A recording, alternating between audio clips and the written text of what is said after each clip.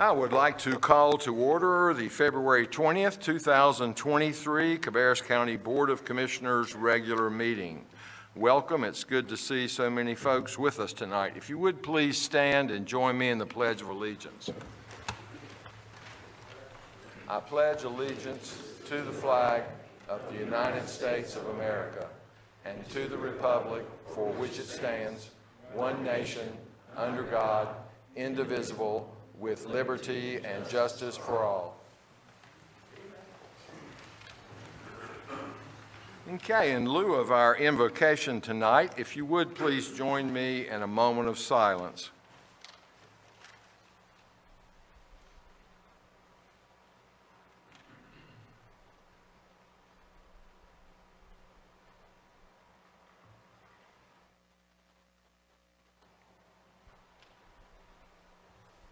Thank you. We would like to welcome our student member tonight, Scarlett West, who is our homeschool representative. Scarlett, it's good to have you with us tonight. Okay, at this time, first on our agenda is the approval or correction of the minutes. You all have a copy of those before you. Do I hear a motion to approve the minutes as presented? Motion to approve. Second. Okay, we have a motion and a second. Is there any discussion? Hearing none, all in favor, please say aye. Aye. All opposed, no. That motion passes. And we move to approval of the agenda. I would request one change. If we could move item F17, which is currently on our consent agenda, move that item to G2 under new business. Okay, and if there are no other changes, do I hear a motion to approve the agenda with the one change that I just mentioned? Mr. Chairman, I would like to pull something off the consent agenda just for a quick discussion. That would be number F22, the agreement with the town of Harrisburg. Okay.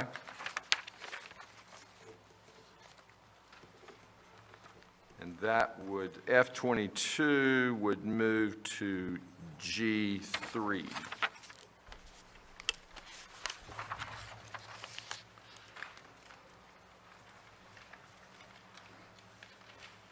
I'm making notes of that so we'll keep it straight when we get to that point.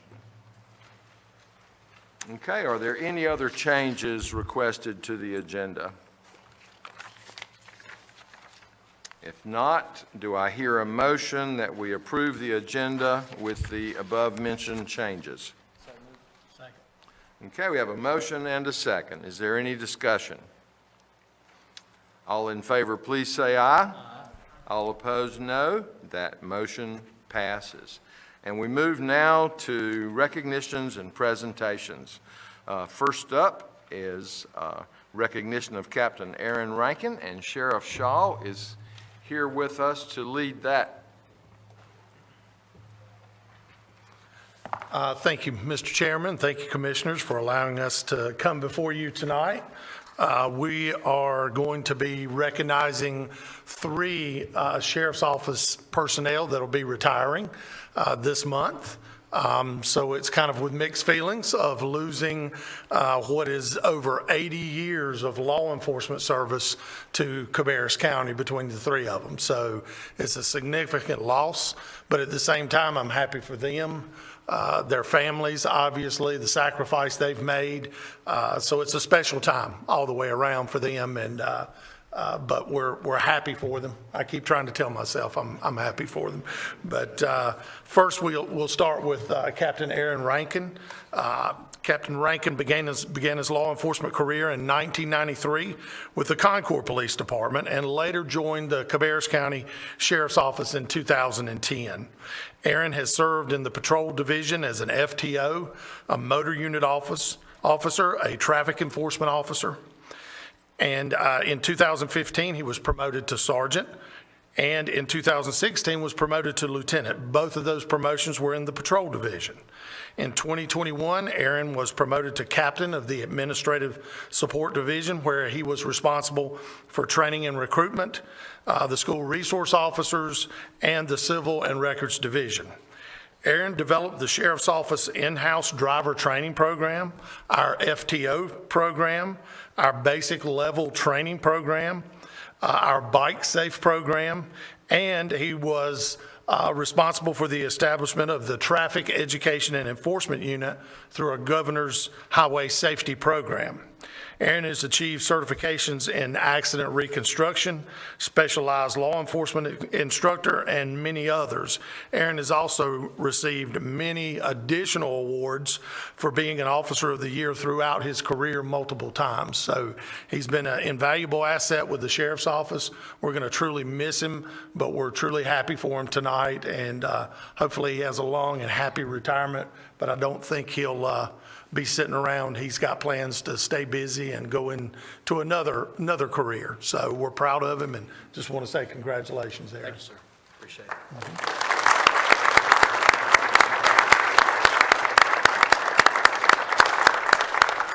Mayor, on behalf of Cabarrus County and the Cabarrus County Board of Commissioners, I wanted to give you this clock as a token of our appreciation.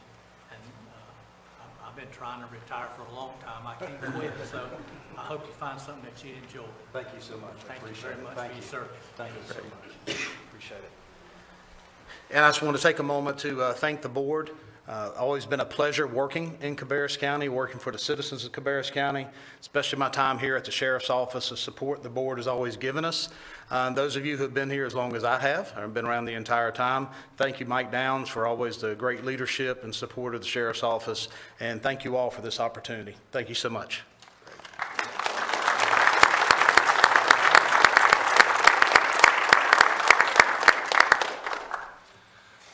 So next is Lieutenant Ray Gilliland.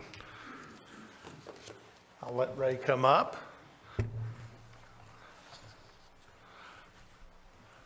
Ray Gilliland joined the Sheriff's Office in 1994 and was assigned to the Communication Division. In 1997, he was promoted to sergeant, and in 2001 was promoted to lieutenant, all within the Communications Division.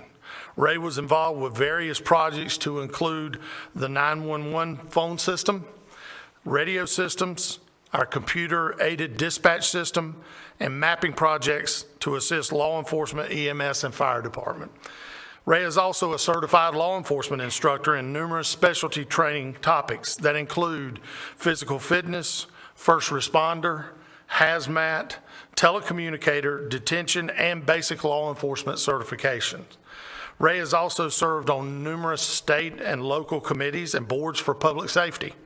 Most notable is he was the regional ambassador and then the second vice president, first vice president, and president of the North Carolina chapter of the Association of Public Safety Communications Officials.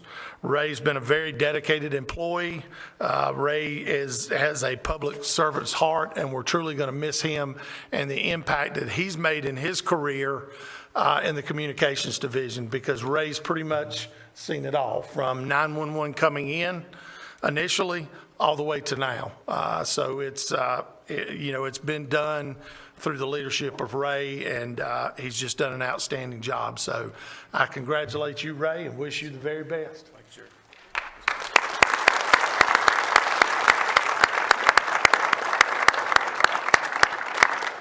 Go see Neil and get his kidney cleaned. Well, on behalf of Cabarrus County, Ray, I want to give you this token and on behalf of the county commissioners for a job well done. And I appreciate all that you do, your dedication, and being a public servant.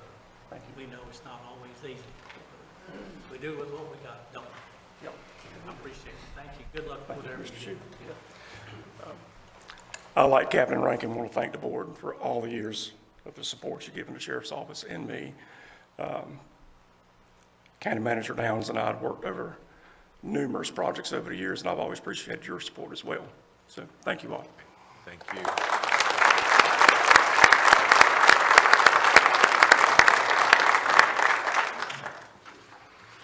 And certainly last but not least, Senior Deputy Lewis Burgess. Come on up, Lewis. Senior Deputy Lewis Burgess started his career with the Cabarrus County Sheriff's Office in 1998. Lewis has served in the Detention Division, Patrol Division, Crime Scene Division, and he was instrumental in establishing the Sheriff's Office Computer Forensic Unit as well.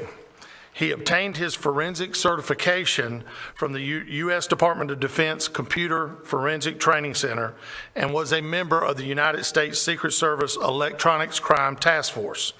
Lewis also served as a detective within our Criminal Investigative Division.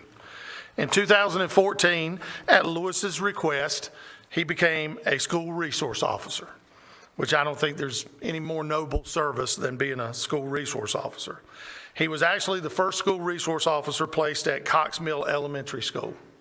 While he was there, he taught literally hundreds of students about the DARE program and the values of resisting drugs and alcohol. He later went to be the SRO at Harris Road Middle School and has been serving there since 2015. Lewis is extremely dedicated. He's done an outstanding job.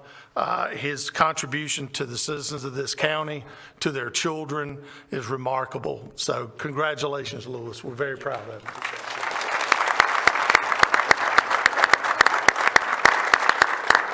Congratulations. Thank you so very much. On behalf of a grateful Cabarrus County and the Board of County Commissioners, we want to present you with this.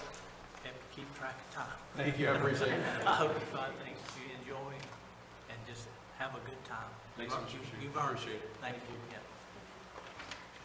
Yeah. I appreciate everything you've done for me and for the Sheriff's Office here.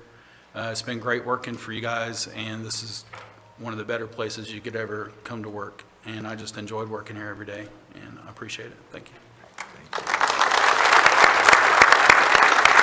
Thank you very much.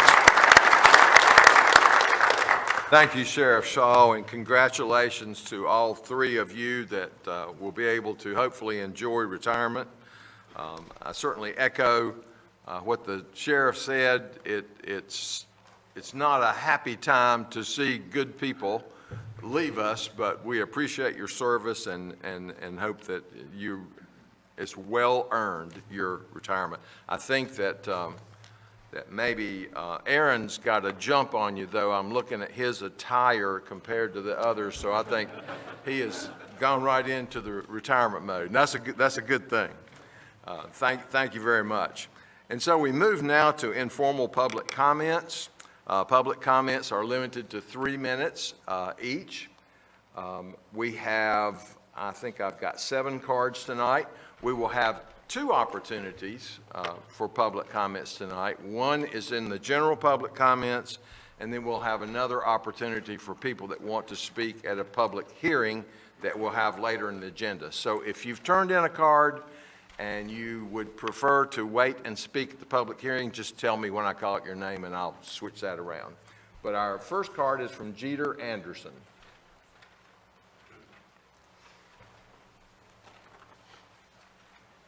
Jeter Anderson. Good evening. I'm coming up here tonight to talk about exploitation. And that's what Mike Downs allows in his Cabarrus County DSS, is exploitation. And if you ever seen exploitation or know anything about exploitation, it's very, very serious. It's no joke. It's up there with rape. It's up there with a lot of other heinous acts. And what happened in Mike Downs' Cabarrus Memphis DSS, it was horrendous. Y'all all seen the Memphis video of the police officers that wound up on the boy? Well, y'all should have seen how this DSS did this mentally ill, my mentally ill sister. And there was no stopping them until she's dead, till she died. So she's gone here, and I brought this to Mr. Downs' attention, but he locks the door on me and tries to hide this and tries not to tell nobody. And he's done a good job. You did a good job, Mr. Downs. There's no justice for my sister. There's no justice for my niece. My niece is taken today, and, well, you exploit her mom. What do you do to this girl? We run an investigation about this little girl, still collect money. Mr. Cook right here does the investigation, still collects money off this little girl who's gone, still collects money off this resource, still gets money off of her. She's gone, man. She's gone. Still getting money off this little black child. This problem in DSS is an exploitation, and there's a few people that need to be looked into that he's covering up for. And I told you my reason why I'm not suing you, Mr. Downs. It's because I could never get back what your DSS took from me or what they caused. What's your reason you're not suing me? Is what I'm saying true to you? And you got a Memphis DSS. And the only reason it's not on camera is because I'm telling y'all. I'm telling y'all what they did to this girl. It was horrendous. And I don't want it to happen to anybody else or any other mentally ill individual. And I'm sure it's happened. I'm sure it's happened. This poor little girl. And y'all say it's sealed. You know, the only reason this is sealed is so that y'all can hide exploitation. The only problem is I seen it. I witnessed it. And I know the individuals that exploited my sister so bad she died. So quit trying to hide and quit trying to cover up for him. You get Jay White on out of here. He don't need to be in here. He's the one that hurt her pretty bad. And these two social workers, I hope they're not still in our Cabarrus DSS. And last time I seen a picture on your government website, Deshandra Christian was up there smiling, one of the monsters that caused this. And goodness gracious, thank y'all for listening. Appreciate it. Okay, our next speaker is Jerry Anderson.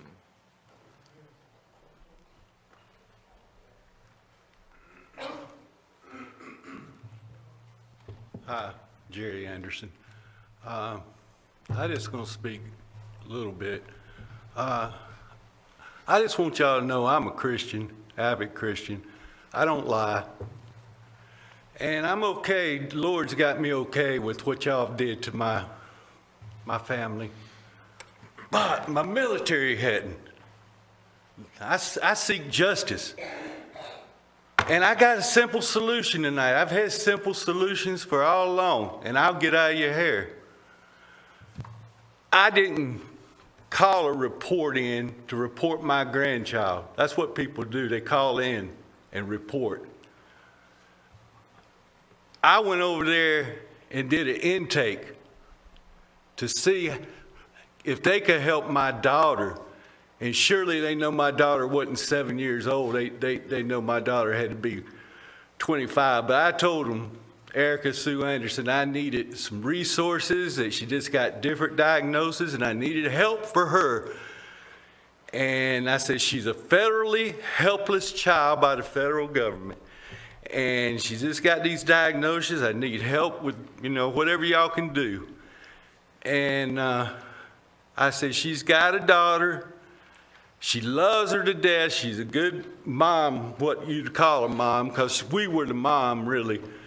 But she was good with the kid. She loved that kid, and we loved her. And I said, it's not about Jada. It's about my daughter. Can you help me? And they said, yes. Now, my daughter's dead. They didn't help her at all. And my granddaughter was taken. And in here is a list of all the people that are part of taking my granddaughter, standing in the way, lying. Listen, go get the intake. If I reported it, it's on tape. If I did an intake, it's got to be recorded and done. I can tell you what I said on the intake when I went over there. I can tell you perfectly, because it ain't no poor person says anything about their kids, because DSS is known to take them. I went there for my daughter. She's dead. Y'all responsible. Y'all responsible. Y'all exploited her and took my grandchild. A lawyer sat up here without an attorney ever. Never mentioned she was a federally helpless child and probably needed somebody in her corner. Get $2,700, I've been told, for that child still today. She got any pictures in that courthouse y'all built? Listen, I need voices. Mr. Chu, I thought you was gonna be the voice, but instead, you don't even shake my hand no more. You called us those people. Never apologize. I know who you are. Okay, our next speaker is Geraldine Diaz.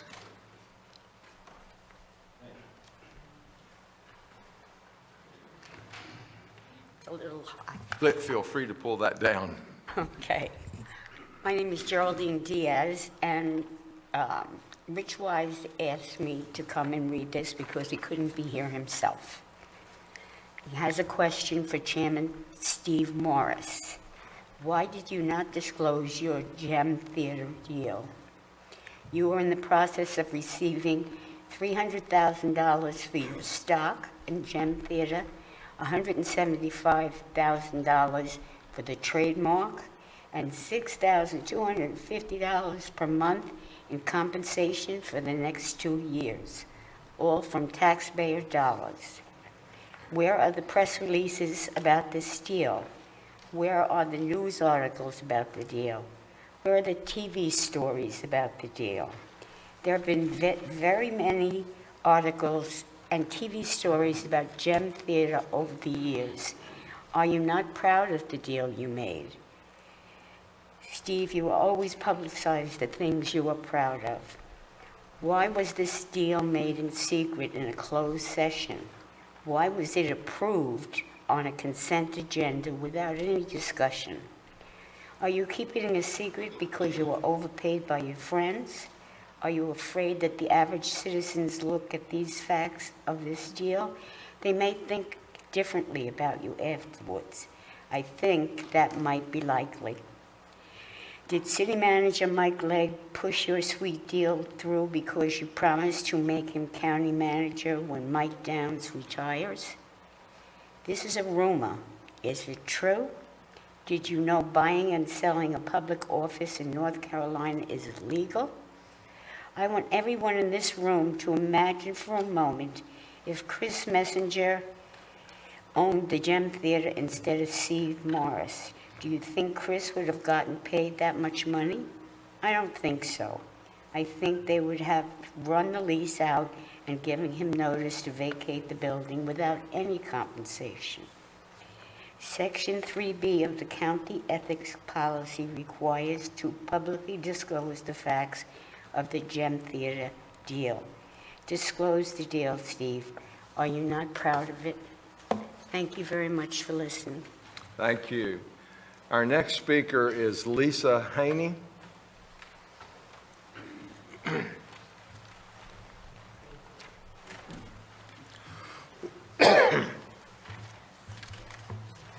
Good evening, Board. I am Lisa Haney, and I am representing the Fishertown Princeton Park community. Our concern is, do we have a representative from this board that can speak to our issues that we are concerned about in our community? Some of those issues are our stop signs are unreadable, road signs are coming down, potholes in the streets, whether there are legal zoning permissions out there. There are things going on in our communities, our residential communities, and we're concerned about trucks coming in, cars coming in, residentials, I'm trying to say the residential areas being used as car lots, overhanging bushes, lots that aren't being cleaned. These are just some of our concerns. There are a lot more, and we're just wondering if there's a representative here who can either come out to our community. We have monthly community meetings, and we would like to see some representatives there so we'll know how to get our issues taken care of, because we are paying our taxes, and we want to know what our taxes are being used for. Thank you. Thank you. Okay, our next speaker is Ray Helms.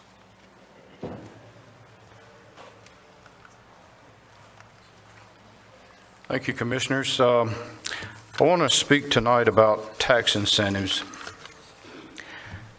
I wanted to know if they were beneficial to the county or to the residents, because I hear pros and cons about them. So I look back about 12 years. And what I found was that the county was going through a similar time, just like we're right now. They were coming out of the 2008 economic collapse. Unemployment rate was high, and businesses were laying off. So as I looked and listened, a lot of companies were starting to come to the county and ask for tax incentives so that they could either come into the county or local businesses expand. Well, Corning was a local business in Midland. It was looking to make a $50 million investment. And that $50 million would have a tremendous impact on the tax revenue, along with what they've already paid up to that point was $18 million. I know they'd received $8 million in incentives, but that's a $10 million net to the tax revenue. Along with other companies that were here up to that point had paid over $149 million.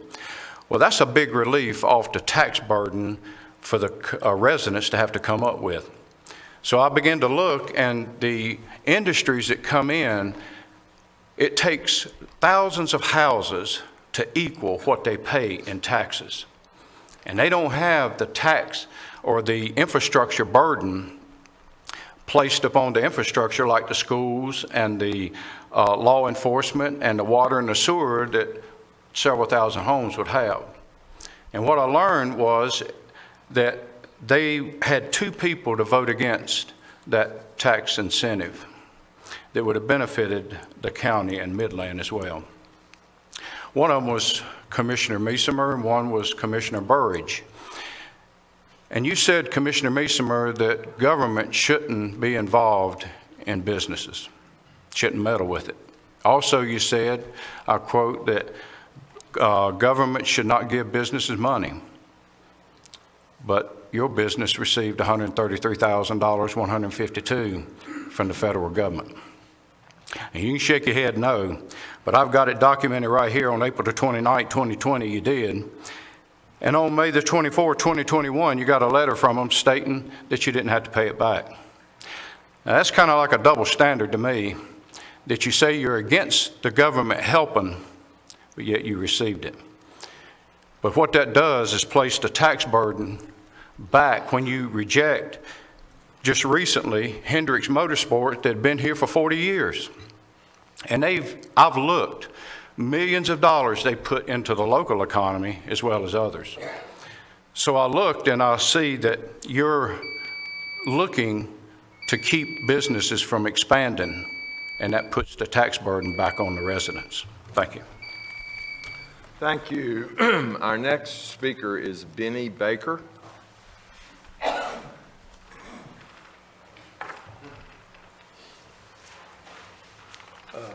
Thank you. I just want to talk a minute about, this is the proposal to fund the CCM project for transitional housing in Kannapolis, which is in my backyard. I'm right adjacent to it. And I've attended, along with my neighbors, 2 Kannapolis City Council meetings about this very same thing with Ed Hosack. Now, I'm not trying to put him down or anything, and none of us are against, helping the downtrodden and the less fortunate. But I've lived there almost 50 years, and most of my neighbors have too. It's several streets. And the reason we've lived there is because it's a safe, nice, quiet community where we're almost all of us retired now. And, we just want to just live in peace. And the main driver for this thing is Ed received a gift of a parcel of land, which, like I said, is 10 feet from my property line. And the only reason he got it is because it's virtually no good. It's nothing but ravines and gullies and woods. It's got flood. It's in the floodplain. There's sensitive wetlands down there. There's all of the habitat for all the wildlife, deer. I feed them every night, and everything else. That's about all it's good for. But he is so intent on pushing that just because he got a piece of free land. And I've got 50 years of construction experience in heavy construction. I work for worldwide companies, and I retired 6 years ago, so I know what I'm talking about. I've developed sites, and normally if you're going to build on the site, one thing you're going to look at is how flat it is. And this is nothing but gullies and ravines. And I've asked Ed I said, well, come up with an erosion control plan, a site grading plan, and see, because, you know, most times you have a site where you got some hills over here and some hills over here, and then you fill it in. This is not the case. There'll probably be 10, 15, 20,000 cubic yards of fill that'll have to be imported. You know, the expense of diesel fuel and everything else. All that involved, it's millions of dollars. So, like I say, we've beat this dead horse to death, and I thought we were done with it. But he just seems intent on doing something here, which there's no egress. There'll be one means of egress, and there's no way it can be ADA compliant to anybody for the people he's trying to say, you know, that that's going to have a need for that. There's no access to buses, no access to stores or anything. You couldn't build an ADA sidewalk to the nearest bus stop, which is a half a mile away. And I would ask each and every one of you, before you spend our tax dollars, I would invite you to come out. I'll walk down there with you. Do your due diligence and come and put your eyes on it. You know, they say a picture's worth 1,000 words. Well, this is self-explanatory. So I appreciate the time, but I wish you would consider what I just told you. Okay, thank you. Thank you. Our next speaker is David Hampton.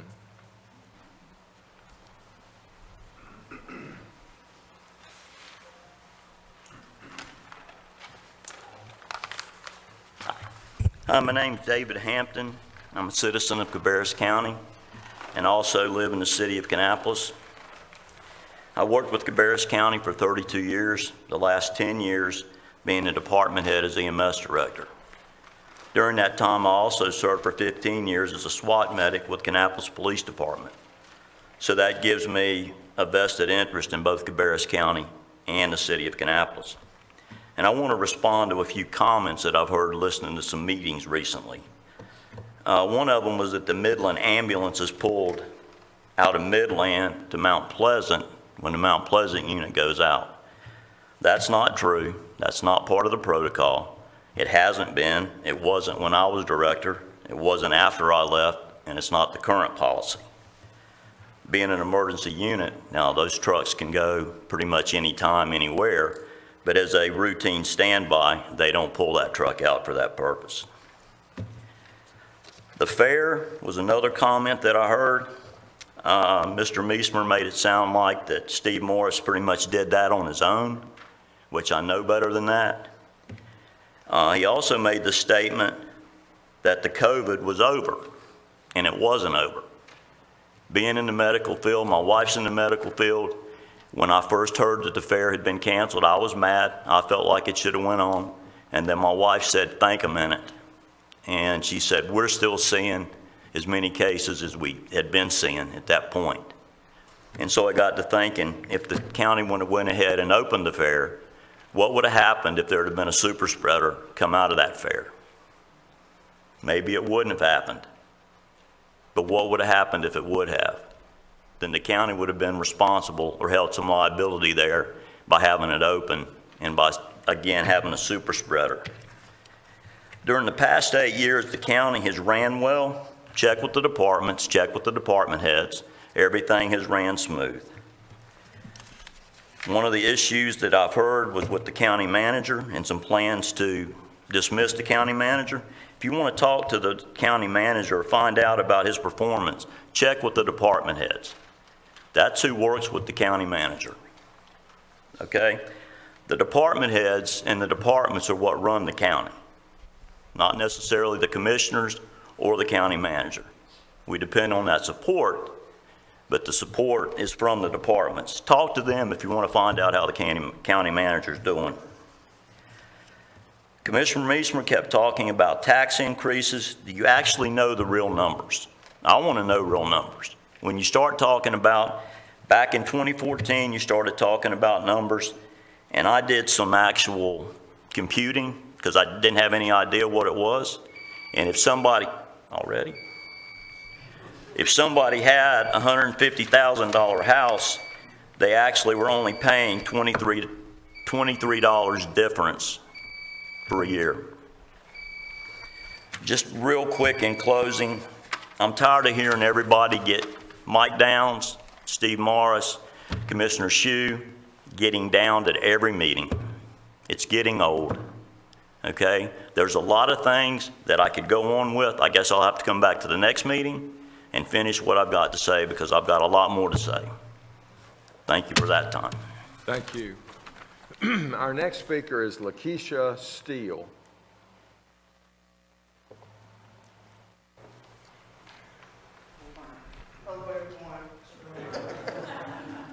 Okay, my name is Lakeisha Steele, born and raised in Cabarrus County, graduated from Northwest Cabarrus High School in 1997. Go Trojans.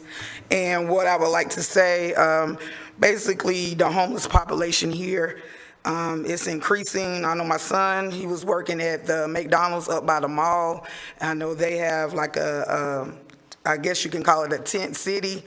And I just think some of these abandoned houses, maybe we can do some type of affordable housing program, but I just think our homeless population is kind of getting out of hand, and I just would like to see some action on that part. Also, fairness to inmates in the Cabarrus County Jail. Just want to ensure that all the lawyers, judges, sheriffs, police, the court staff are treating the inmates with fairness. Another thing about that, I don't see why it should be somebody sitting in jail since 2018, 2019. I feel like, we need to get these men and women to a trial, and either they need to go, to prison or wherever they're going to go, or rehab. But I just think we need to do a better job with the time frame of the inmates staying in the jails. Also, some of them have a very high bond, and a lot of these inmates come from probably a low poverty background. So I think for you could lower the bond of the nonviolent offenders. Also, another thing, I travel on Old Charlotte Road a lot. There are a lot of tree limbs hanging so low. They look like they're gonna pop on the, the electric lines. I know maybe a month ago they were doing some work on one end of the stretch of the road, but as I travel down, like if you're leaving Concord, going like toward Jackson Training School, on the right-hand side, before you get to like that, I think it's Morris Motor Company and that Whataburger, there are a lot of tree limbs that are leaning on those lines. So I don't know if y'all could take care of that. Also, I go to the YMCA, the West Cabarrus Y, and there's not a lot of parking, and it's always crowded.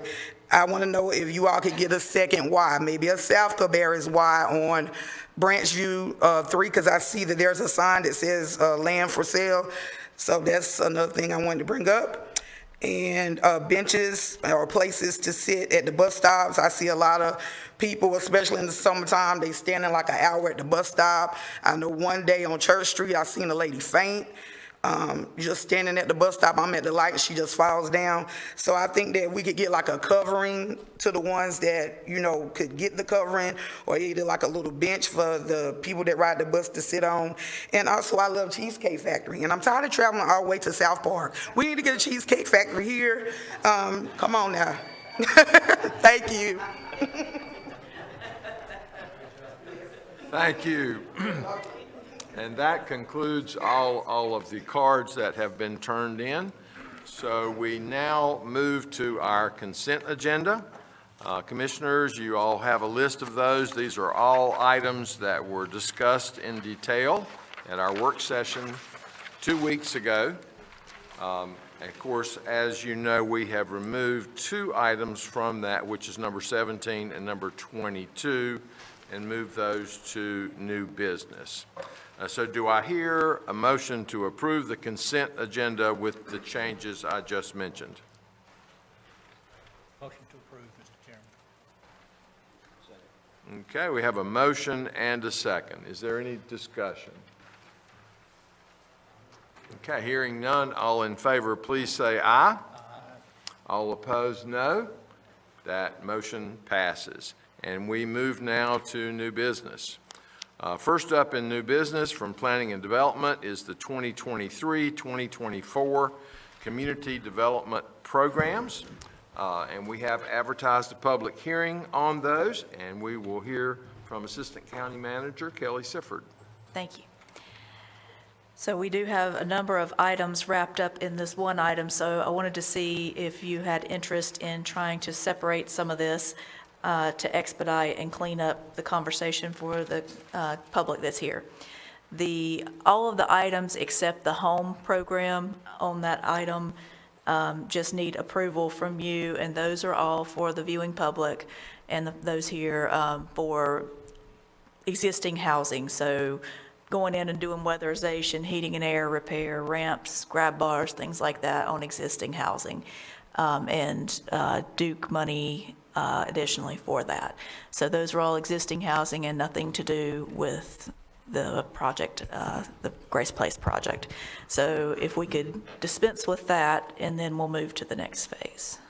Okay, and so do we need to have a public hearing for each of those items, or? No, the only thing that requires a public hearing is the home item, so we'll just pull it out of it and address it separately, and then you can do the public hearing. Okay. So are you looking for input from the board before? Just approval to proceed with all of those applications, with the exception of the home program. Okay. Commissioners, you've heard the request. Any questions, comments? Okay, and so we need to do the public hearing before we would do a motion to approve those, correct? Or No, we're just breaking it apart. We can go ahead and do a motion to approve these items, and then we'll deal with the home separately. This is excluding the home item. Gotcha. Commissioners, do I hear a motion to approve the items listed on the agenda with the exception of the home program, which we will have a public hearing for shortly?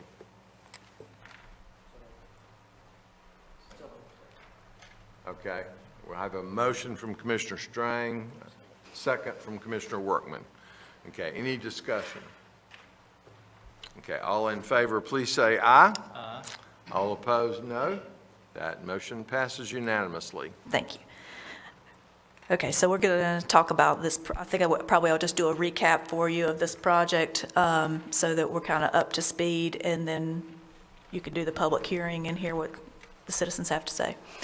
So over a year ago, we were approached by CCM on a number of projects, and we received home art money through the Home Consortium, $578,000. Which at that time we agreed to put toward this project whenever the money became available. We finally got the contracts very recently. That money does not require match. It is, however, very limited in scope. It is tied very much to homelessness, which in the county's case, obviously we're not going out in the middle of the county because we don't have the resources, the transportation, all of those items to be able to do services properly for homeless in that, out in the outer areas. So we've been working with cities on potential projects. So that is how this came about. So we had, as the project was proposed to us over a year ago, was 14 cottages around a community building. 2 of those cottages would be occupied by resident advisors, I guess you could say, people who were on site to make sure that the facility was running properly. Those cottages were to be kind of efficiency kitchen, 1-bedroom living area. The idea was that the community building would house a larger, kind of more like almost a commercial type kitchen, laundry facilities, meeting facilities, so that training and communal meals would be made there, that kind of thing. So that would be part of their training program to build responsibility and all of the life skills that you would need to get on your own again. This particular facility was supposed to be focusing on seniors. They are not, CCM is not licensed to work with mentally ill or substance abusers, so these would just be average citizens who happen to be down on their luck, I guess. So we had been waiting for that contract to come. It has finally come. We had also talked about using this year's home money, the regular home money that comes through the consortium annually, toward this project, which is the portion of the public hearing that we needed to do tonight. That's why I wanted to break this up so that you could kind of deal with it separately. So with that, do you have any questions for me before we do the public hearing? I think the one question I would have is, what is our timeline on this? I know that some of these funds, if they're not allocated during a certain period, then they have to be returned or refused. Yes, so I haven't been given a specific deadline. All I know is that we have till 2030 to spend them. So we would need to probably let Concord know as the lead entity of this of the home consortium fairly soon if we change projects or we decide we don't want to take that money, whatever that play out of this is. We would need to let them know soon, because if we turn the money, if we say, okay, we don't want the money, then it goes back to the consortium and it's redistributed typically between the members.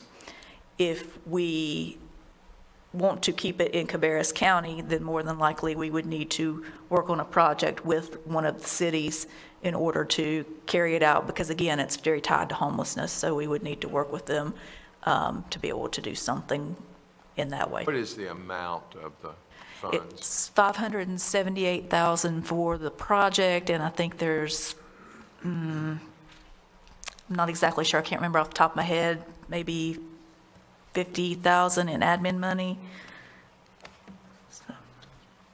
So.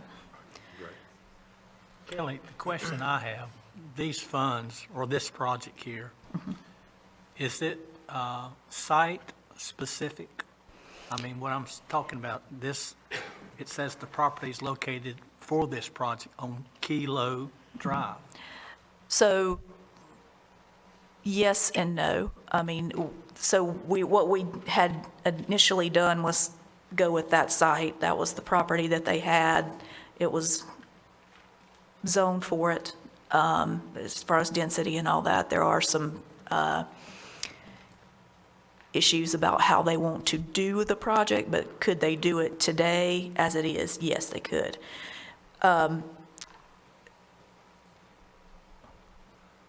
Lost track of my thought there. So it's site specific. So when you go into sign the contracts, we have identified a site. Now that can change. You can go in and amend your project. But when we take this, we have to know that we have a pretty solid project, because it's not as flexible as our regular home money.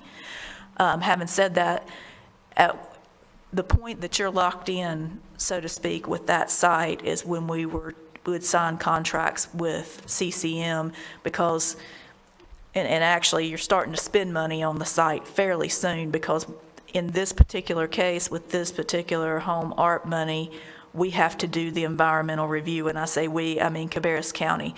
Typically that is done by whoever the developer of it is. So normally CCM would be doing something like that. For whatever reason, at this time HUD wanted us to do it. So we would have to go in and do that. And that kind of gets into some other issues with potential sites, because the property can't really be touched too much in order to be able to pull that off.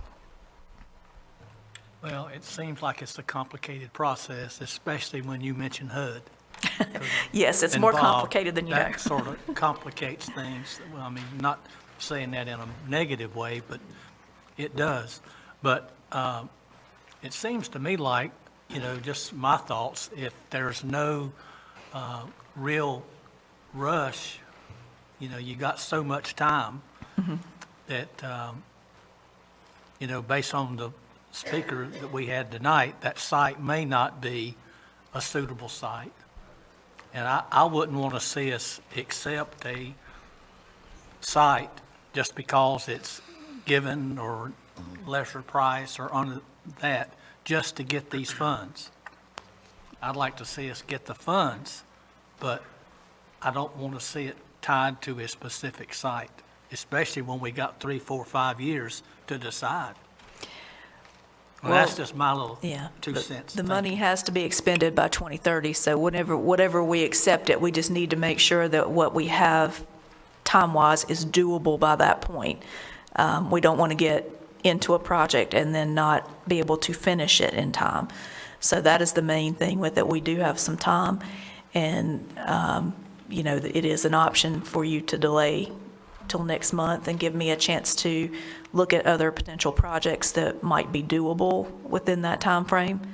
But the only decision that we would have to make tonight is for this year's money, because I do have to get an application in. It was actually due Friday, but our meeting schedule did not work out right for it. So we are estimated to receive around $125,000, and that will require match in the budget. So that was potentially to go to this project. We could do down payment assistance as a plan if that is a direction you want to go. If you do not feel comfortable at this time, it is amendable later, so if something gets worked out for this project or another one, we could come back and amend it. But on short notice, I would suggest down payment assistance, and it is something that has been requested of us through Prosperity Unlimited. And if we do that, just as a side note, I would suggest that we do at least $20,000, because otherwise we're not going to get in the ballpark with being able to get people in actual houses. So does that help? I think it does. I'd like to hear what my fellow board members have to say about it, though, because we want to do the right thing here. One of the ladies spoke tonight talking about homelessness. It is a serious problem, and we recognize that. Community survey that we conduct every couple of years, homelessness is in the top 5 of the citizens' concern. And, we got this money, doesn't have a match. We don't want to lose it, but we want to make sure we put it where it needs to go, that'll have the least effect of the surrounding neighborhood, that kind of thing, and a suitable piece of ground, too. So, but whatever the other commissioners think, Well, I would like to say, I walked this property out here, the Kannapolis property, and I am in agreement with Mr. Shu, Commissioner Shu, to, let's find another project. Let's do it, use it for what it's intended for, whether it's housing assistance and those types of things, down payments on things. This is going to be a better use. I would like to have, I know Mr. Hosak is supposed to come next month. I would like to have some more discussion with my fellow commissioners about this, about what I learned out there on the property site itself, the impacts to the area, the distance. I mean, I'm at this property and you're talking half a mile or more to the nearest bus stop. There's no services. There's some serious issues with this piece of property. And I understand he got it free, and I understand you want to use it, but I also understand, talking to some fellow city council members from Kannapolis, they were offered 11 acres from Kannapolis and refused it. CCM was. So they have the city of Kannapolis has the same concerns that I do about this property. And I think we need to take a step back and just take another look at this before we, I don't want to lose this money, obviously, but I think we need to put it in a different project. And I think CCM has another project on Cabarrus Avenue coming along. I don't, at this time, and I've got to do a little more research, but I don't believe it's going to be viable. And the reason I say that is it requires us to do an environmental review, and you have seen that site. It has been disturbed very much already. So in my preliminary discussions with the City of Concord, again, because they are the people who house the program, the consortium, or administer it, they did not feel like it was probably going to be viable for that reason. So there are some other potential projects that may have some ability to work with, but these were brief conversations. Okay, and it sounds, and looking at this particular site plan out in Kannapolis, and you're talking same type of scenario, this is probably not a viable piece of property to do anything with either going forward. It may be very problematic. It does have some wetlands, and it does have some floodplain topo. Is it an easy site? No. there are no easy sites left in the county. If it is, that's why it's free or cheap. Right. So, good land's not really available. So what we're looking at now is, the reuse of sites or those kind of things. So, that's where we're at. I don't know that any site we're going to find is going to be outstanding as far as those kind of conditions are. Yeah, and I know for this particular project, I think it was only 2 million was what was budgeted. I honestly don't think, looking at that property today with a 90-foot ravine and homeless already living back there, and they also had a deceased body back there several months ago. So, this is not an area that I think it's going to be conducive, and I think the 2 million that he's requested is not going to even come close to covering what needs to be done out there if he's wanting to do that. I have some reservations that I'd like to talk to my fellow commissioners with, but I think we need to see what other projects we can do to accept these funds moving forward. Okay. To avoid confusion, the $2 million you're talking about is a separate issue. Yeah, okay. Just wanted to Yes. make sure. Yes, so Folks were aware that that's not what we're talking about. again, I realize this has been a confusing conversation, so we'll make sure we're Yes. clear. So we would be looking at potentially delaying the ARP contract, the 578. Give me a month to go look at different projects and see if there are viable projects. Tonight, you would hold the public hearing for home. If it is your desire, then we could look to go with down payment assistance for now. And we can do the application in that manner because I need to get that in quickly. Then kind of go from there on the other potential projects. Do you recommend in our motion to table the home project and then move Well, forward? you got two separate items there, so I would say hold the public hearing for the home for this year's funding. Let them speak, and then we'll close that, and you can give me direction on what you want to do with the money coming in for this year, and then we can talk about tabling the ARP contract if that's what your Yeah, wish and is. the ARP contract is F-17 that we moved Yes. to new business. Right. So that would be the next item on the agenda. Okay. That makes sense. One more real quick question. Yes, sir. The down payment that you're talking about, would that come from this year's home? That would be this year's home. We still have the 2020 money out there that I was looking at rolling into this project. We had, at that time, said we were going to build a house, remember that, on one of Concord's lots, but it was costing more than we had. So we had kind of waited to see if the market was going to settle down. In the meantime, WeBuild was created, and all of their lots have been transferred to WeBuild. So we will have to go back and do something with that money, but I think we'll let this whole scenario settle out and figure out whether or not we want to, if we've got another project that in the city or wherever that's viable and we want to combine those, or if we want to do down payment assistance with that, I'm going to have to come back and do an amendment if we don't build a house, no matter what. So that would probably, I'll come back to you at a later date with something on that. So I just want to make sure that I understand and that we all understand. So we're going to hold the public hearing as far as just receiving the money. And then our next agenda item will be regarding this piece of property. I think that's incorrect. Okay. The public hearing is for the home funds for this year that have been advertised in the newspaper that we talked about at our work session.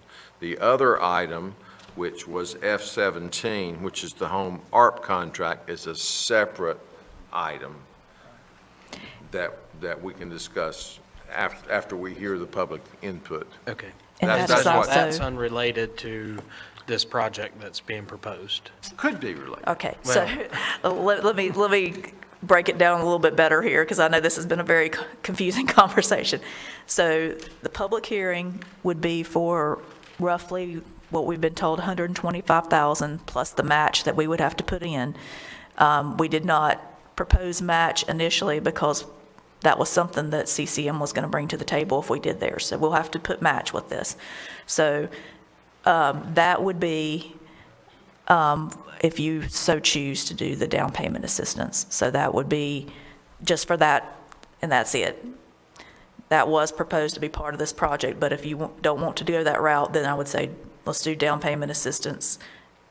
Get that on the books, get the application in so we can reserve our money, and then we can go from there on that part.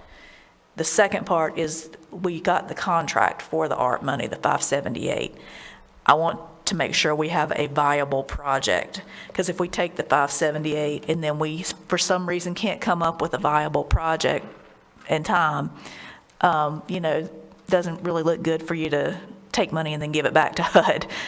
So we prefer to either take it up front or not take it. So does that make sense? It does, okay. Well, as far as the CCM project, I agree that, well, to echo some of the things that was said, the property owners out there, are against this development out there. They have been there for a long time, and I think we should respect their opinions and what they feel is best for their community in that area. So. Okay, any other? I have one. I'm just going to say it that nobody else has. Nobody wants that in their backyard. I don't want it in mine. I know we have to help the homeless. Obviously, we have to do that. I think our challenge is going to be to find how we go about that with the least amount of impact.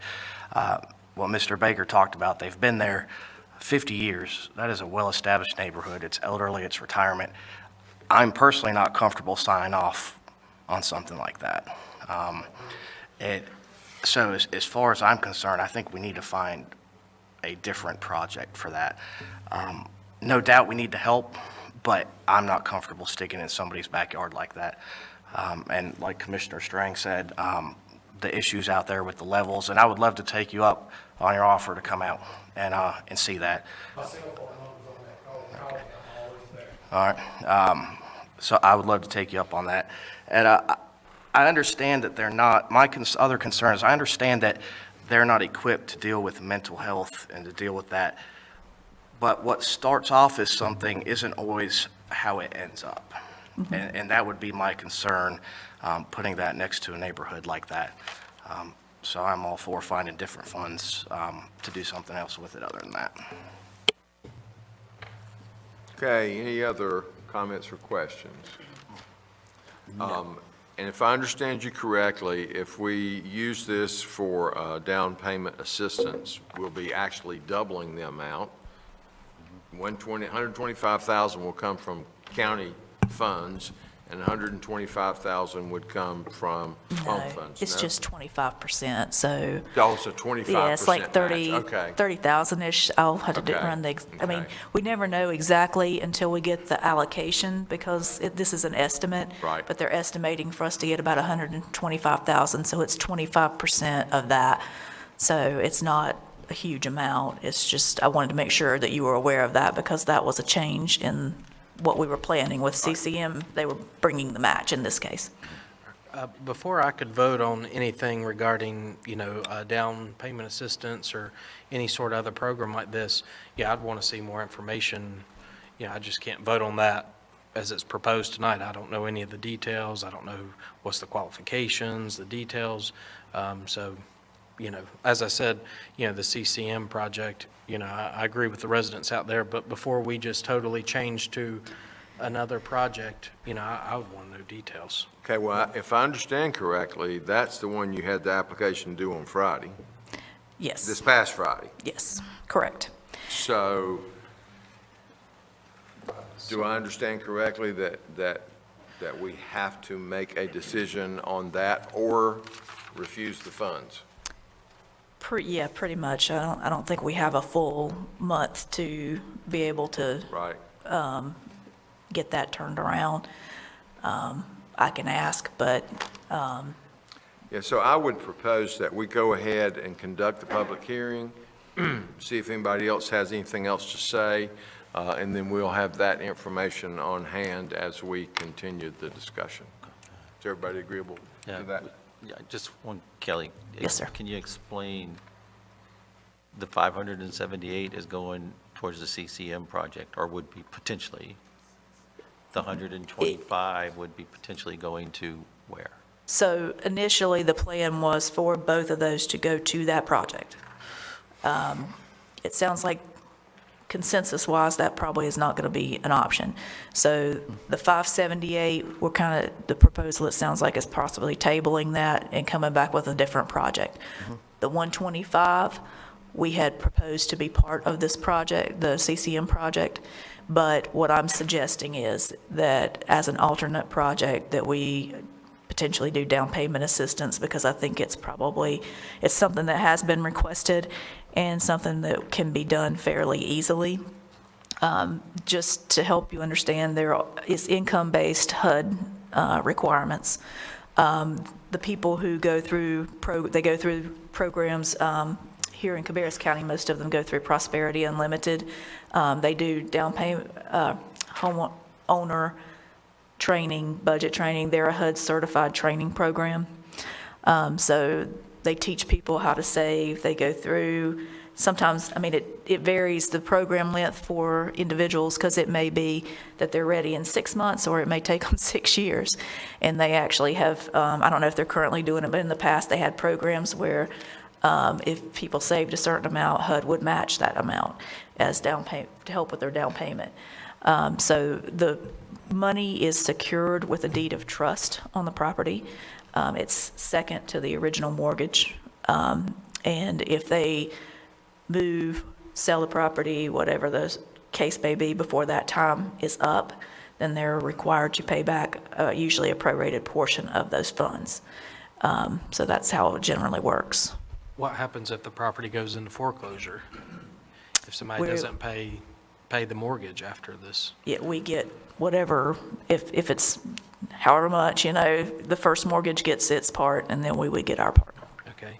And now, how much did this Prosperity Unlimited, how much did they receive in ARPA funds? About 200,000 from what I remember. Around $1 million, around 1 million. Yeah. And this would be direct pass-through funds almost, but they arrange all of that work, because you can't get the funds unless you go through the homeowner training. And so they would do the training. As the person found the house, they would arrange all of those documents and do that. And, they're allowed to buy anywhere that they can get a mortgage for. Okay. And so what type of training is it that they're going through? It's budgeting, it's home maintenance. It's not only budgeting and saving for the initial purchase, but budgeting for maintenance projects when you know that you're going to have a certain amount of funding that needs to happen. And in the event that the individuals get in trouble financially, that they run into a problem, they work with Prosperity to prevent foreclosure. So they do have a program there as well, where they help them look at, what caused that problem and how they can solve it. Or if they can't solve it, if they just can't afford that house at that point, although that usually is some kind of big life change, because they're very strict about the 30% rule. So with that, they would, help them, get in the process of selling it or whatever, or making different arrangements if it was just beyond their ability to save. And so it's fair to say that program will have an impact on homelessness and affordable housing, the issues that we talk about all the time. This will enable some people to get into home ownership that otherwise would not have an opportunity to do so. That is correct. Yeah, okay. And some of those resources have recently dried up that were through, I think, housing finance. There aren't as many of those resources now as there were. Right. Okay, if there are no objections, we'll go ahead and open the public hearing on this matter. I have not had any cards turned in. Mr. Baker, I think your comments apply to this. If you have something else to say, you're welcome. As we have referenced, we heard what you had to say. And I would invite anybody else that would like to come to the podium and speak on this matter to do so at this time. I can define it just a little more in depth. If you need to speak, Can't come out Need to speak to the microphone so that our folks watching on television can hear. Yeah. Well, like I said, I've had this packet through 2 Kannapolis City Council meetings, and I know I went to school with some of the guys that's on the city council, and they're in agreement that they've seen the site.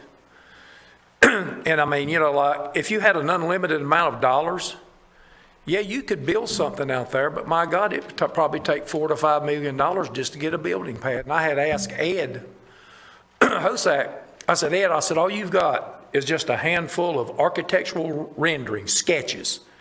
You changed the name from Huddle House to Grace Place, and it was the same sketches. And I said, you've not had any good grading contractors to come out. You need to, like, you know, 3 contractors come out and give you a bid on clearing and grubbing and getting all the organic materials out, and then finding out how many thousand cubic yards of fill you would need to import, which there's nothing anywhere. You know, normally you got hills here and hills there, and then you balance the site. There's absolutely nothing here. And you'd have to have an extensive environmental boundary set up with probably a sediment basin with maybe a skimmer and all that stuff, double silt fence, because like I said, there's sensitive wetlands down there, and you know, it's a wildlife refuge, and part of it's in the floodplain. So the city's not going to give them, you know, he was wanting water, storm, sewer, fire lines. They're not going to give them that. And I mean, I don't know how in the world, if you just go and look, that's what I'm saying about, you would actually have to see it. And if you have any knowledge whatsoever of what it takes to get a site ready for construction, my God, I mean, like I said, I've got 50 years experience. I've built on every kind of site that it is. And when I looked at that, I told Ed, I said, my God, Ed, I said, it's a pipe dream. I mean, I know you might want to do good, and I'm not saying he's not wanting to do good.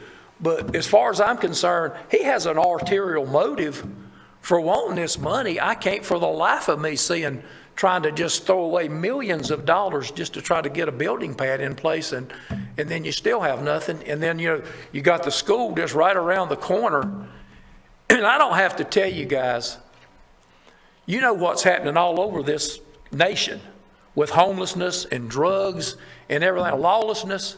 They're running rampant. They have ruined this nation. And I don't have to tell you, none of y'all's, like you said, you wouldn't want that in your backyard, and we're not going to have it. I mean, we're the people that, you know, pays the taxes and everything else, and we've abided by the law and everything else. And just like I told Ed, I said, the only reason you got the land for free is because it wasn't valued enough for the guy to sell it. He owned the trailer park right beside it, which is it's a dump, but he sold it for $2 million. And I said he couldn't sell that, so he gave it to you because of tax write-off. He didn't want to pay taxes on it. So I'm not just tooting my own horn or anything, or just trying to say, but you know, all of us are old. We've lived there all our lives. You got widows. My neighbor across the street, her husband died. She's a widow. She can't hardly get around. And you know, we've had a safe neighborhood, and that's hard to come by anymore. And you know as well as I do, you build anything like it, especially those houses on stilts, they ain't going to last 5 years. The people would destroy them. If they're going to put any people in any kind of house like that, they need to build them out of cement blocks. You know what I'm saying? Something they couldn't destroy. But I mean, it's fruitless to even have an attempt for him to do what he's doing, because I told him, I said, go back to what you're good at, because you don't know anything about construction. Thank you. So, all right. Okay, and I have a card, and I'm not going to do well with this name, but, Diane Mullen. okay, Patrick. Partridge. Partridge. Diane Mullen Okay. Partridge. Yeah, just to reiterate, and having attended a couple of those city council meetings, it not being a viable space, it's not a viable project, the amount of money that would need to go into it to be fruitful, to have it be a ministry that's trying to help people, it just seems like it's not a good stewardship. I saw that was printed up on the county logo and something that you seek to do, and that doesn't seem to be a good stewardship. And the project as presented, and it had been presented a few different times, named a few different things, it just does not seem well thought out. And at one point, the most recent iteration was the little small shelter, super cool looking dwellings, but it would be a whole, multi-million-dollar project that would only assist, I think, 25 people is what it would serve, and it would displace and disenfranchise. I think at one point in a city council meeting, we had 75, I would say, folks that are in that community that showed, myself included, I'm in that area down the road, that showed up that would be disenfranchised as a result of the project. And it just doesn't make sense in terms of all the things that were mentioned, the services, the egress, it backs up to a floodplain, so it just does not seem like a good stewardship project. I can't help but wonder, because homelessness is an issue and that would only serve about 25, plus the counselor that was supposed to be designated to help those folks. If, what is the dilapidated hotel that's on 85? I think it's the exit just north of Kannapolis. We have some of those properties that are an eyesore that already have power, already have sewer. I'm assuming they're already grandfathered in, permitted with the water treatment with the sewer. That would be a quick, easy turnaround to rehab those to address, how many rooms would be in that hotel that could be an individual or a family or a couple? How many homeless people could you get off the street and not have to worry about things that are already a big infrastructure issue for the area, like the sewer and the water and the zoning? That's already, I don't know what that's considered. It's not multifamily if it's a commercial district, but just in terms of all the gears already working, that seems to be a better option. I think there probably are some other dilapidated properties that wouldn't have to have any environmental impact, any kind of studies related to that. You can just turn around transportation access. Just seems like it would turn around a lot of the rundown, easy freeway access issues. That hotel, there are a couple other properties, as we've been discussing this over the months of meetings that we've been going to, it just seems like there's some creative solutions with construction being difficult, infrastructure being difficult, zoning, and the headcount that you're trying to accommodate in a short amount of time with an efficiency of dollar usage, that there might be some creative solutions that could get net a result quicker than trying to do a new construction build. I work in a new construction industry, familiar with all that, so I know those hurdles. And again, just in the interest of trying to use the dollars and the programs best, there seem to be maybe some other options to consider. Thanks. Thank you.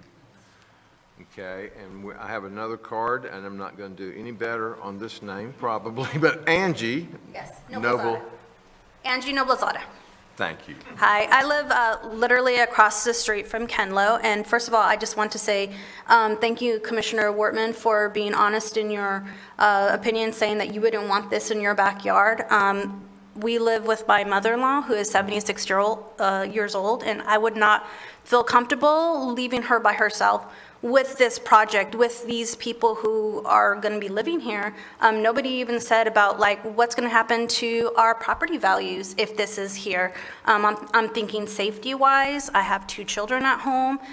Safety-wise, and just it's not a valuable thing. I will just reiterate what Di said and what Mr. Baker said. It's just not a good stewardship of money that's going to happen for this project. And I remember Mr. Hosick saying that if the community does not want this here, then we will do something else. Well, the community has spoken several times that we do not want this in our backyard, but yet he seems so intent on doing this, and I don't understand why. If he's so in tune of helping others, then there has to be some other place where he could do this, because we do not want it in our backyard. I'm empathetic to the homelessness, and I feel sorry for them, but we don't want this here because of our safety, because of our property values. I'm sure there's other places where this can happen, and it'll be a better use of money, time, and whatever. So thank you guys for listening to me tonight. Right. Appreciate it. Thank you.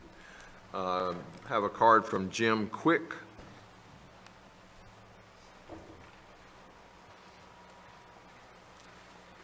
Thank you for hearing me. I wanted to say on behalf of CCM, I think they do tremendous work in our community. I've worked with their nonprofit. The Republican Party's done fundraisers for them. I think very essential part of our community. But what I've heard tonight is this probably is not a good fit. And as I was sitting here listening to comments, and I think you're so right in what you're saying, if I look at Mecklenburg County, which has a much higher degree of problems with homelessness, they really are rehabbing apartment buildings and hotels, which have the infrastructure and the capacity for sewer, water, transportation to be able to rehab these folks. And I would encourage us, I'm confused by the number. I thought I was following it, and every time I knew what I thought you all were approving, there's a different number. So, but it sounded like somewhere around $700,000 over the next 2 or 3 years that we're looking to spend on homelessness. I would encourage you to really strive for a public-private partnership to do this and do this right. That's a huge amount of money. It's a great asset that we're getting in regards to a grant. Let's take the time and let's do this right. I am sure with all the economic incentives, money that we've spent with all these large corporations coming into our county, if we actually go out and ask other businesses and other entities to help us, we can solve this problem and we can do it the right way instead of seeming to push this through quickly. Thank you. Thank you. Is there anyone else that would like to speak on this matter? Come to the podium, please, and try to keep your comments to 3 minutes if you can. My name's You Steve would, since I Lynch. don't have a card, yeah, state your name and address. Oh, okay, great, thank you. My name's Steve Lynch. I've been to all these meetings with Mr. Hozak, along with a lot of my neighbors. And he has been offered different properties. One was the Wyrick Trailer Park there off 29 behind the new Kentucky Fried Chicken. It's 11 acres, flat ground, it's water and sewer. It's easy to get to a bus stop. There's places to eat. He turned this property down. And I'd like to know why, if y'all, when you have a meeting with him, could you ask him why he would turn down such a property? Kannapolis has looked at this place where we live. It's not viable. I mean, people can't even cross in that place. It's up and downhill so bad. It's a terrible piece of property. If you were out looking for a bad piece of property, you'd be hard pressed to beat what this is. That's how bad it is. But we couldn't figure out why he would turn down an 11-acre property, which with this property on Kenlow Drive, the most he could use out of it would be close to 7 acres out of 14, because the rest of it's in the floodplain. And he's got 11 acres. He could be in within a year, up and running, and he turned it down. And I'd like to know why he did that. So thank you. Thank you. Okay, is there anybody else that would like to speak on this matter? Okay, seeing no one, we will close the public hearing.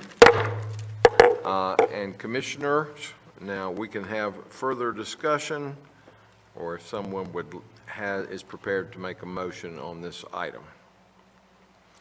And just for clarification from Kelly, we had several things included in this motion, and we've already dealt with the winterization, heating and air repair, and replacement program. Yes, we took And care the of Duke everything Energy except programs. home. Do what? We took care of all those items except home. Everything except the very last part of this requested action, the 2023-2024 home program. Correct. Yeah, okay. I'll make the motion I'd like to make the motion to allow Kelly to accept funds on behalf of the weatherization, heat, and air repair replacement program. And we've already done those. Is this We're the right one? just dealing with the last item, which is the 2023. Yes, 2024. at the last minute, we pulled the home separate so that we Got could it. deal with it Okay. separate. So the first thing you all did was approve all of the other ones except the home in that line item. Yeah, and this is the one that we're talking about doing the home assistance with. Correct. Okay. I'll make a motion that we accept the funds, which was about $125,000, to be used for the down home assistance. Down Payment assistance, I'm sorry. Right. Down Okay. payment. Okay, is there a second to that motion? I'll second that. Okay, we have a motion and a second that we approve receiving the funds for the 2023-2024 home program to be used for down payment assistance. Okay, you got that right? Yep. Okay. Commissioner Meismer, do you have Yes. something? So as I stated earlier, I can't support something that I haven't seen the actual details on, what the qualifications, I want to see all that in black and white. We've had some discussion and you answered some questions, but I would feel more comfortable being able to see something in writing, something that I can, refer to and study versus just vote on something that we've had conversation here in this room. Okay, is there other discussion? Okay, hearing none, we will move to a vote. You've heard the motion. All in favor, please say aye. Aye. All opposed, please say no. No. Okay, the motion passes 4-1. Okay, and now we will move to the second item, which was F-17 from Planning and Development Home ARC contract that we pulled off consent and moved to new business. And Kelly, did you want to speak to that one?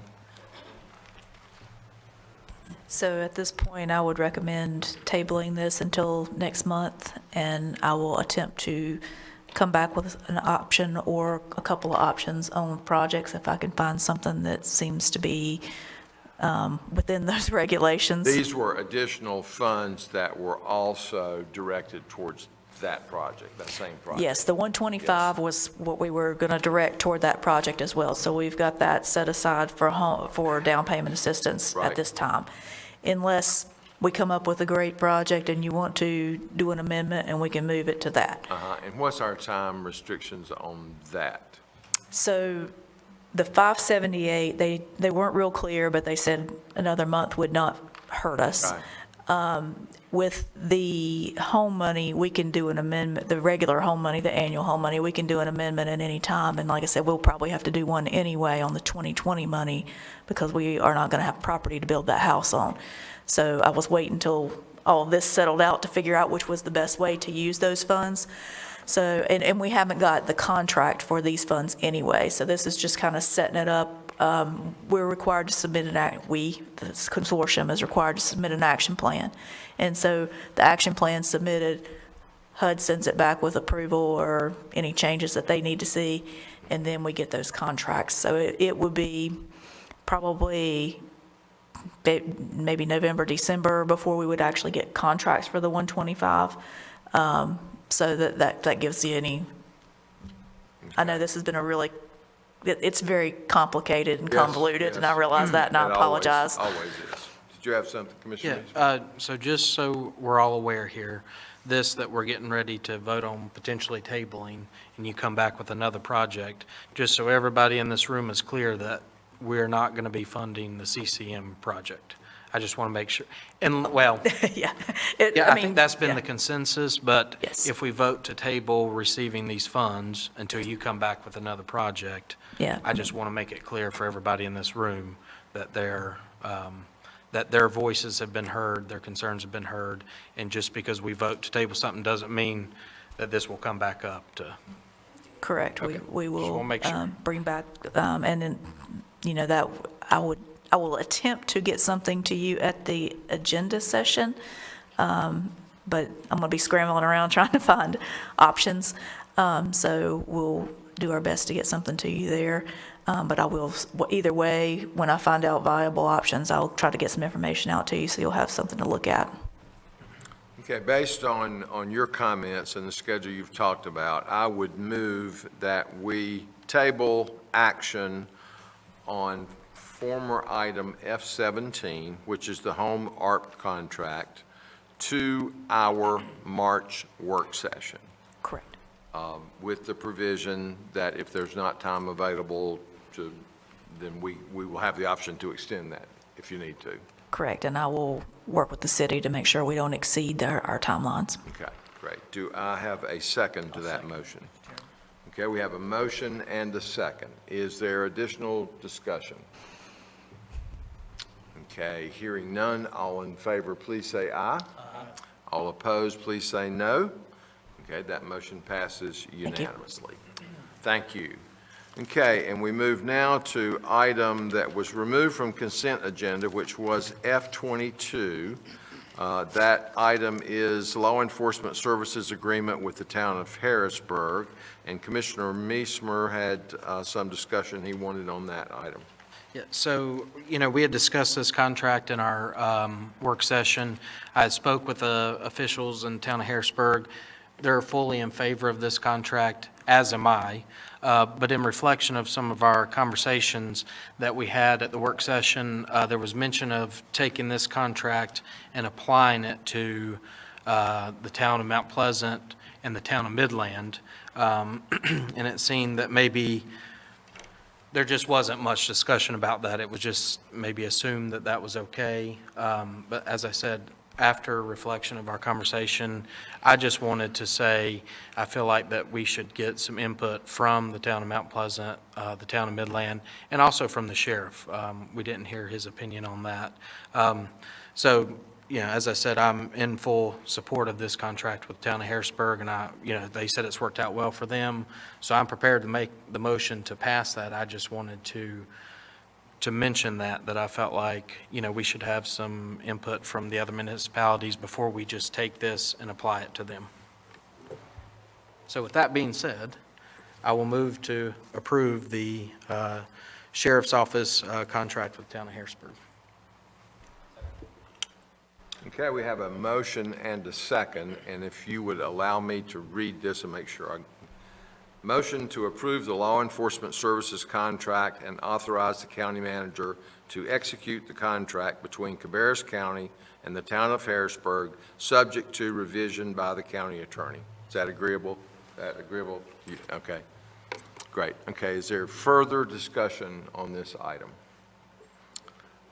Hearing none, all in favor, please say aye. Aye. All opposed, please say no. Okay, that motion passes unanimously. And we move now to reports. And first up is updates from commission members who serve as liaisons to municipalities or on various boards and/or committees. Commissioner Strang. I will say we probably missed several of our appointed duties while we were in D.C., which, by the way, we were all in D.C. for a legislative conference. We had a great showing for our county. We learned a lot to bring back to our county, but I was able to squeak in one of my liaison duties, which was prior to this meeting, which was our Cabarrus County Youth Commission. And they wanted me to remind you that they are planning a teen summit on March 18th at Cabarrus Arena. It is from 1 o'clock to 5 o'clock. They are going to do simulations. There's going to be 4 stations with some simulations. One is a budget simulation, elected officials panel, a community service, and a department head discussion. And then you are having, what was the last one? A World Cafe discussion on their project that they've done this year. So they will be working on that. And I would encourage anybody, they don't have to just be in the youth commission for those watching at home.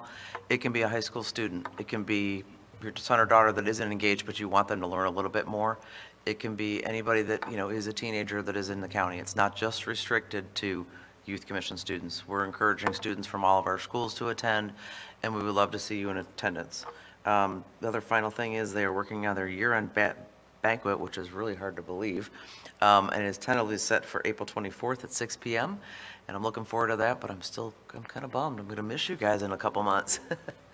But that's all I have. Great, thank you. Anyone else? Commissioner Shue. Thank you, Mr. Chairman. I have just a couple of things. Last week, I had the privilege of attending a seminar out at the Concord Mills, one of their movie theaters, that was hosted by Ashley Shanley, our district attorney, and Barbie Jones, our director of the Chamber of Commerce. And the topic of our discussion was, what can we do to fight organized crime, theft crime, larceny in our retailers? We probably had 35, 40, maybe even 45 vendors that showed up there.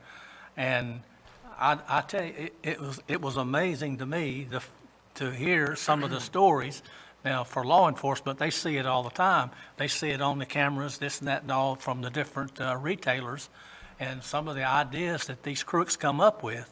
But I thought that was very interesting and excellent participation, and it's a start in trying to curb organized crime in Cabarrus County when it comes to retail theft. And the other thing that I attended, along with Commissioner Morris, and also our former Commissioner Diane Honeycutt, and then Mike Downs, the county manager, attended a Region of Excellence Award that was put on by the Central Carolina Council of Government. And our own Mike Downs received the Leadership Award, Excellence in Government Leadership Award. And when you think about that, you know, Central Carolina services 9 different counties. And Mike received that James Prosser Excellent in Leadership, Government Leadership. And I thought that was something to be very commendable, and so proud of our county manager and all that he has done. And glad to see Central Carolina as a group recognize that. And so I thought that was some information that you would like to hear. And that's all I have, Mr. Chairman. Great. Thank you, sir. And congratulations, County Manager Downs. That was counties and municipalities throughout that entire region. So that is quite an honor. Does anyone else? Yes, sir. I would like to mention that at the Cabarrus Arena on March 8th, there will be a Senior Health and Wellness Expo, and that is from 10:30 in the morning until 2 in the afternoon. The Cabarrus Arena Event Center will have health screenings. It's geared towards seniors in our community. It doesn't have to be just seniors that attend, but I think it's a good way, to go and, hear some of the things offered to our senior community. Also, the town of Harrisburg this year is celebrating their 50th year anniversary of incorporation. We've got council member Rodney Dellinger in our audience here. Thank you for being here. But want to mention that there are going to be a number of events throughout the year held in the town of Harrisburg. I think some of the dates might still be working out, but I'm sure you can go to their website and follow their social media, and you'll see everything. We encourage folks to be involved in boards and committees that we have for citizens throughout the county. Right now, we have either vacancies or expiring terms for inactive living in parks, and then there are quite a few others. One on our Mental Health Advisory Board, 9 for our Nursing Home Community Advisory Board, and it continues on with quite a few vacancies. So if folks are interested in serving on any of these, you can find the complete list on our website along with applications, and please direct those to our clerk so that you would be eligible when those openings come about. And we will move now to general comments from board members. Sounds like everybody talked out. Well, I don't have any general comments, but you don't usually call out the report for the WASAC, the Water and Sewer Authority. So I thought I would give you a real quick update on that. The project down on Rocky River wastewater treatment plant on Flowstore Road is coming out real nicely. Even though we had a lot of rain, the project is on time, and so they're not really ahead, but they're not behind, and that's a good thing when you're doing a construction project as big as that, as Kyle can probably attest to from all of his projects. But anyway, we're moving ahead on that, and to my knowledge, the capacity that's remaining there is still sufficient for the things that we need to do in the county. We're not turning people away, and so we surely have the capacity, and we're well underway getting that project finished up. Very good. Thank you, sir. Any other comments? We do not have need of a closed session tonight. I will remind everyone and certainly make the public aware that we do have our annual planning retreat this coming Friday and Saturday at That will be held at the Cabarrus Arena and Events Center. And I think we start on Friday at 3 o'clock, 4 o'clock, 4 o'clock? 4 o'clock on Friday, and then back at 8 o'clock on Saturday morning as well. So if there's no other business, at this time, I would entertain a motion to adjourn. Okay, we have a motion and a second to adjourn. All in favor, please say aye. Aye. All opposed, no. We stand adjourned. Thank you all for joining us, and thank our television audience for joining us as well.